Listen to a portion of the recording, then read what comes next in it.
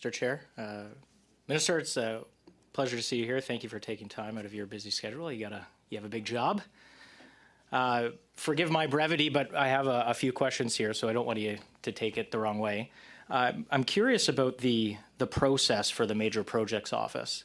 Who makes the final decision about whether a project is referred to the MPO? Is that a decision that you make personally? Is that one that Cabinet makes? Is that one that the Prime Minister makes? Who holds that decision right?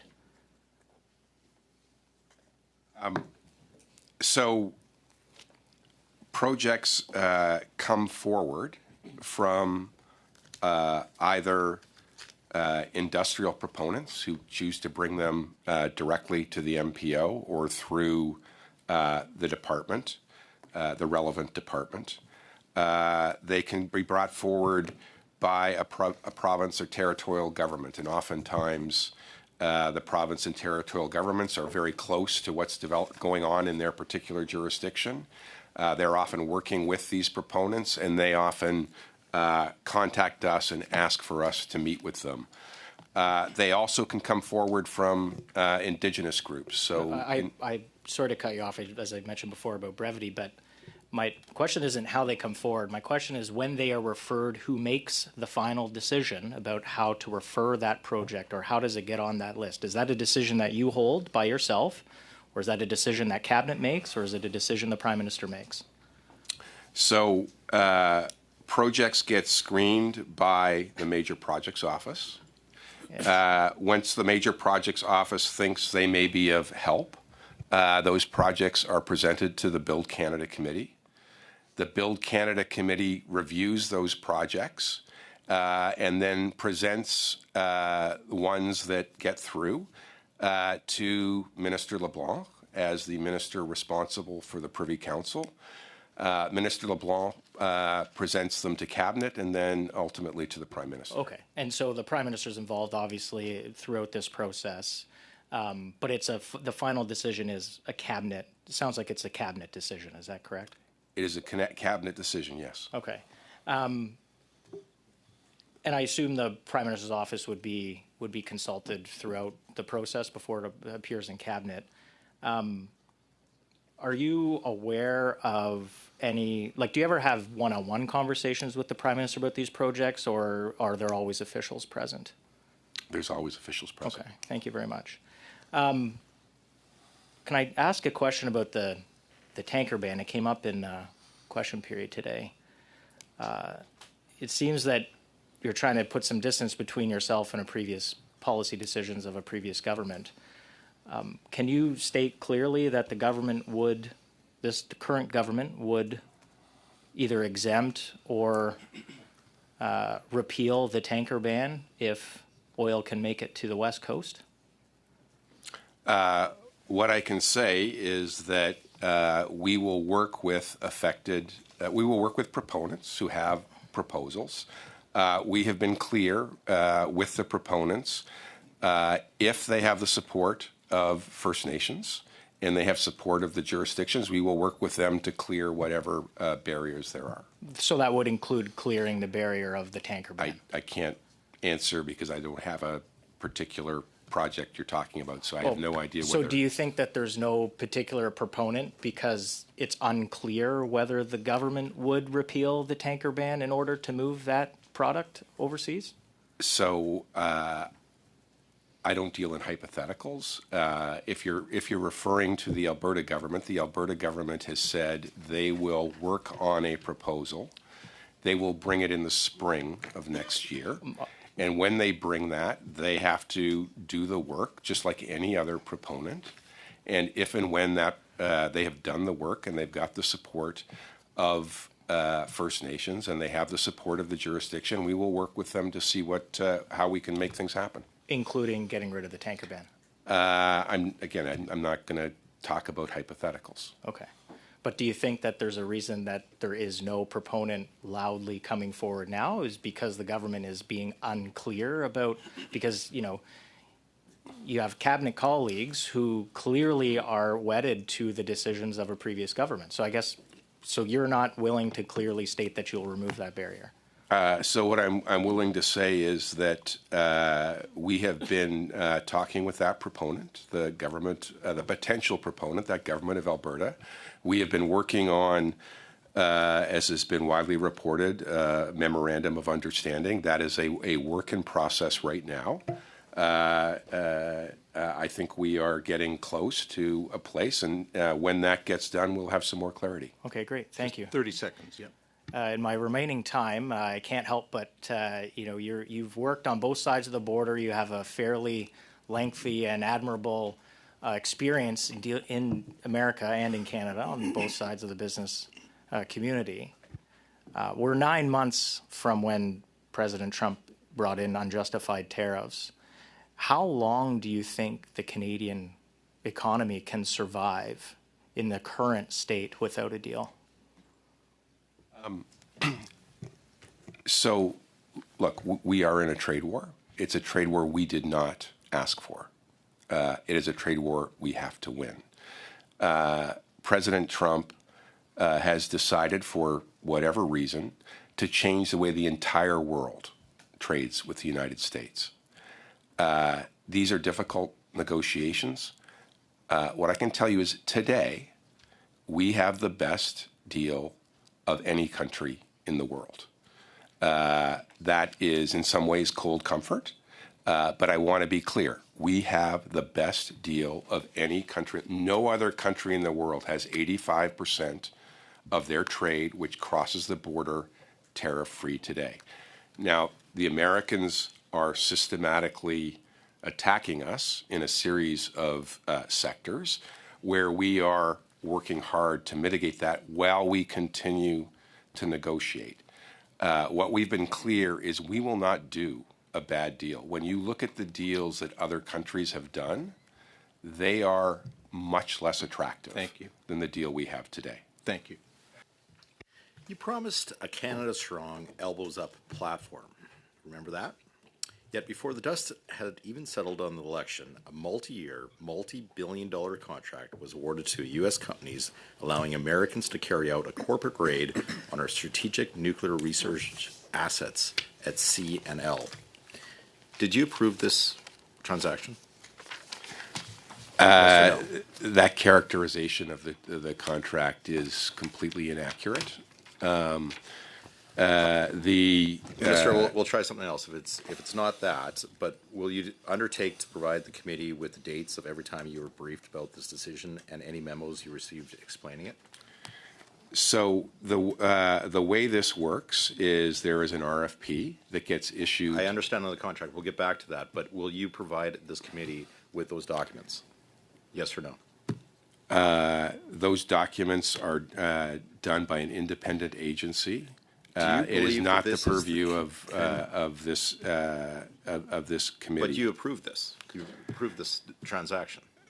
Let me reiterate. That's okay. Let's move on let to me finish. question. You keep, and let me finish and answer the question. All of the management of the entity that is managing these activities are based in Canada. But 95% of the every employee is in Canada. But 95%. So are you against any American company operating in Canada? I don't think that's consistent with the conservative. I think consistent with the Elbows Up campaign you just ran. Elbows Up means lots of things. Elbows Up means do you think this developing. Was a national interest then? You're not letting me finish. Can I please finish? No, I only have a limited amount of time. Well, then let me finish answering the question, please. Elbows Up means negotiating with all of the countries in the world, doubling our exports, creating alternatives to Americans. That's what we're doing. Well, with that, sir, Canada's a world leader in the production of life-saving medical isotopes. There are concerns that the American companies engaging in a corporate raid at CNL could lead to a monopoly. This has already triggered multiple ongoing Competition Bureau investigations. Are you concerned about the Americans having a monopoly on these life-saving isotopes? So again, your characterization is a raid is completely inaccurate. I personally have visited Darlington, where the isotopes are done, which is owned by a Canadian company, Ontario Power Generation. And I have visited Bruce Power, where those isotopes are also produced, owned by two Canadian entities, OMERS, Ontario Municipal Employees Retirement System, and TC Energy.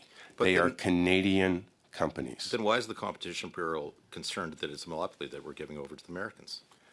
The competition, look, the Competition Bureau is an independent entity. It's actually not in my department. It's in ISED. So, but they have concerns, though. No, they're reviewing a transaction like they normally review. Look, I was in the investment banking world for my entire life. It is normal for transactions to be reviewed. Because a transaction is being reviewed, it in no way implies there's anything wrong. It's a normal process. Okay.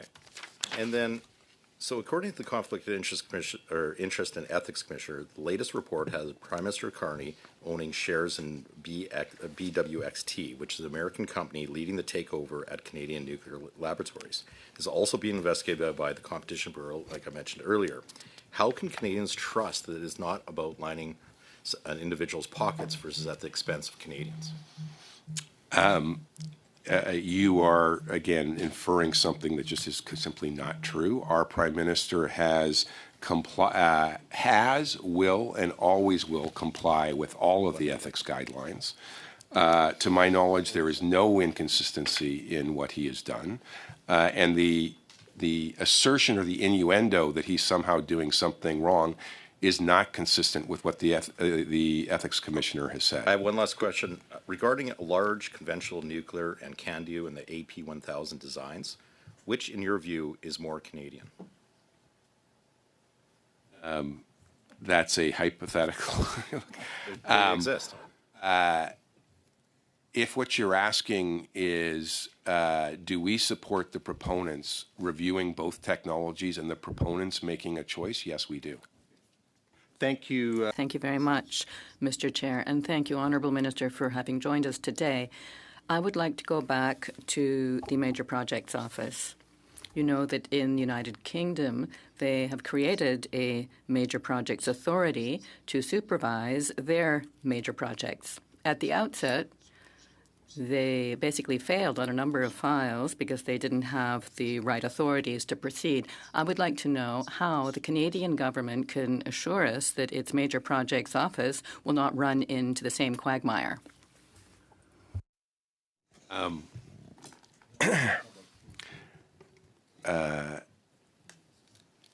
We have an extraordinarily experienced Prime Minister who has allocated capital at the highest levels all over the world. We have a clerk of the Privy Council who is one of the most sophisticated business people that's ever held that role. And I would point out, in addition to being CEO of he's also CFO, so C-suite member of not one, not two, but three different blue chip Canadian corporations, and CEO of the second largest pension plan in the country, allocating capital. We have a chief of staff who ran the infrastructure investments of the second largest pension plan in the country. I think you know my background. I would put those backgrounds up in understanding how to get projects built against any government in the world. I would also highlight that choosing the right person to lead the major projects is an incredibly important decision. I believe it was the National Post. I believe it was Premier Smith who said they could not think of a better person to run the Major Projects Office. So the proof will be in the pudding, but I think we're doing the right things and we're putting the right people against the problem. Well, Minister, you have visited the Saguenay and you have seen that we do have potential to market our products and you've seen that yourself. We have wonderful facilities to ensure that my region remains prosperous, and we need ongoing projects and we need new projects. We need investment to ensure that projects come to us, and to get the investment, we need an attractive regulatory scheme. Do you think that Canada's offering that right now?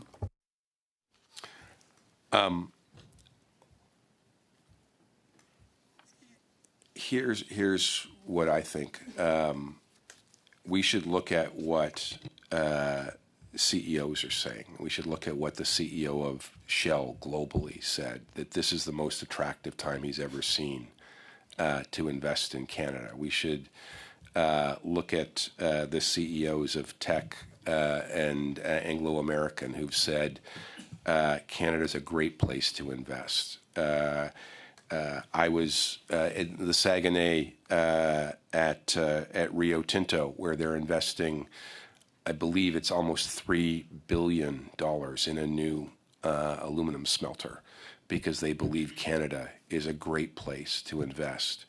At the G7 ministerial meeting, we announced multiple of our G7 allies were investing in the scandium processing plant in Saguenay, because they think it's a great place to invest. So, Monsieur le ministre, excusez-moi de vous Honourable interrompre. Minister, I'm so sorry to interrupt you, but given that we know that it's difficult to get permits and that each project, economic development project, depends a great deal on timing, and that we tend to miss the right timing because we can't get things through because the regulation keeps us from really keeping our heads high, on the international stage. So is anything going to be done about this?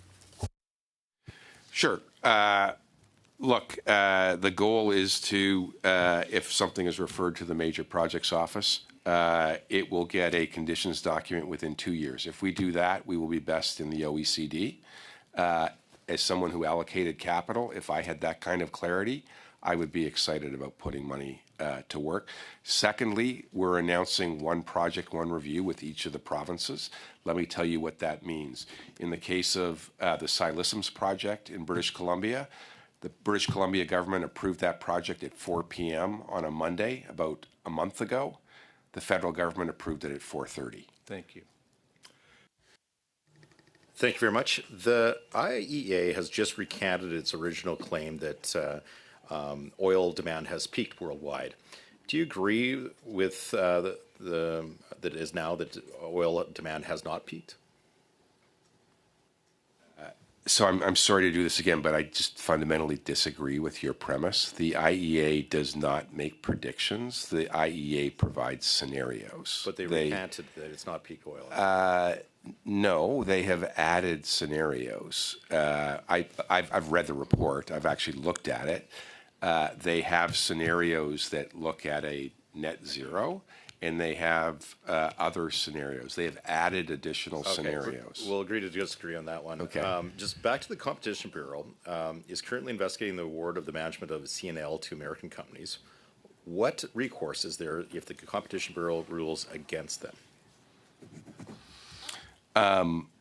As someone who spent my life doing M&A, what I believe happens is if the Competition Bureau rules, they have what are called remedies. They offer remedies, and it's up to the parties to figure out whether they accept those remedies or not. It may involve the divestment of portions of the business. It may involve other remedies.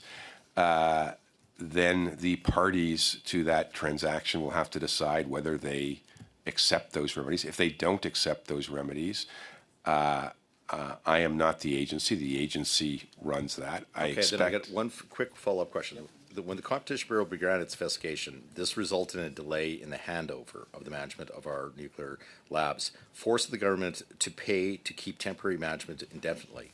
How much has this miscalculation leading to a Competition Bureau investigation already cost taxpayers? Answer, Minister.